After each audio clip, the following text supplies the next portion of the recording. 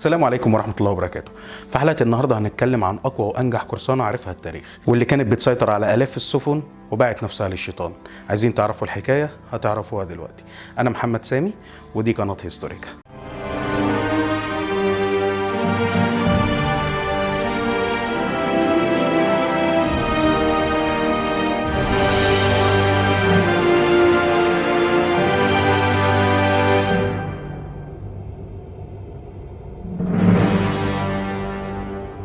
بنقرا كتير عن سيدات دخلوا التاريخ لتميزهم في مجالات كتير جدا زي السياسة والطب والهندسة، ولكن في بعض السيدات دخلوا برضو التاريخ بس من الباب الخلفي لتميزهم في الدهاء والشر. وفي الحلقة دي هنتكلم عن واحدة من السيدات دول، وهي القرصانة تشينغ شي، واللي بدأت حياتها بتبيع نفسها وانتهى بيها الأمر تكون أعظم قرصانة عرفها التاريخ. اتولدت سنة 1775 لأسرة فقيرة ومتواضعة جدا، وكانت نشأتها صعبة جدا بسبب ظروف أسرتها. ولما كبرت شوية بدأت تشتغل في الدعارة لأنها كانت جميلة جدا وما كانش عندها أي حل تاني. وفي سنة 1801 شافها قرصان اسمه تشينغ يي واتفتن بجمالها، والقرصان ده كان غني جدا وبيقود أسطول قراصنة من 200 سفينة، وكان اسم الأسطول أسطول الراية الحمراء. بعت لها تشينغ يي واحد من رجالته عشان يقول لها القائد عايز يتجوزك ومستعد يعمل أي حاجة عشان تكوني ليه. وساعتها استغلت شي يانج الفرصة وقالت له أنا موافقة بس بشروط، والشروط دي كانت أولا إنها عايزة تشارك تشينغ يي في قيادة الأسطول.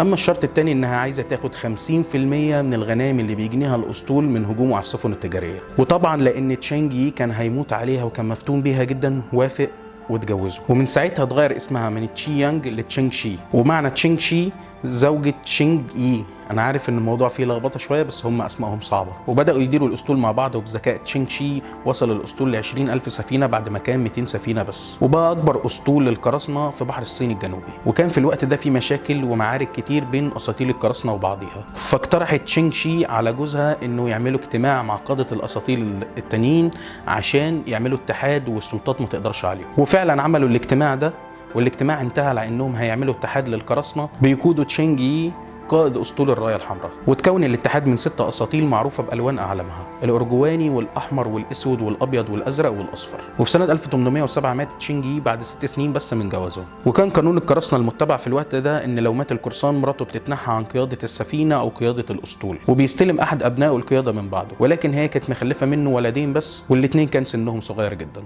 وده معناه ان قياده واداره الاسطول هتضيع منهم للابد. ولكن تشينغ شي كانت قويه جدا واقنعت نائب جوزها انه يساندها وتحدد القانون ده وكسرته، ورفضت تتخلى عن قيادة الأسطول.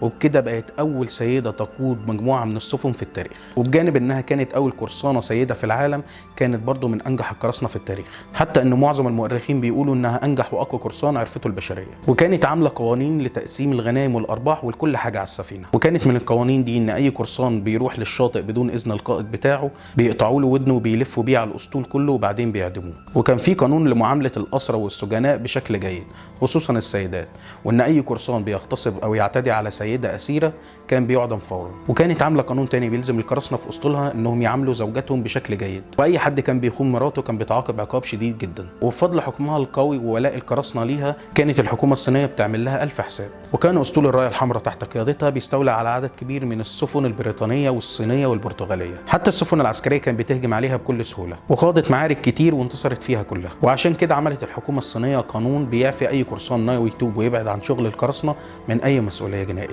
وكانوا دايما بيبعتوا مندوبين من الحكومه عشان يتفاوضوا معاها عشان تسلم نفسها. وفي النهايه بعد ما الوضع بقى صعب جدا، خصوصا ان بريطانيا والبرتغال بعتوا اساطيلهم لمسانده الحكومه الصينيه ضد القراصنه، وافقت تشينغ شي انها تفك الاسطول بتاعها واتحاد القراصنه وتسلم نفسها. بس سلمت نفسها بصفقه عظيمه جدا، والصفقة دي كانت بتقول إنها تقدر هي ورجالتها يحتفظوا بكل الغنائم وكل الفلوس اللي كسبوها من القرصنة، وإنهم يبقوا مواطنين شرعيين وما عليهمش أي مسؤولية جنائية. وفعلا سلمت نفسها هي ونائبها تشانغ باو في 20 إبريل 1810، وكان معاهم أكتر من 17,000 قرصان و226 سفينة و1315 مدفع وحوالي 3000 سلاح متنوع. وبعد الاستسلام اتوظف تشانغ باو في البحرية الصينية برتبة ملازم، وخلوه قائد على حوالي 30 سفينة.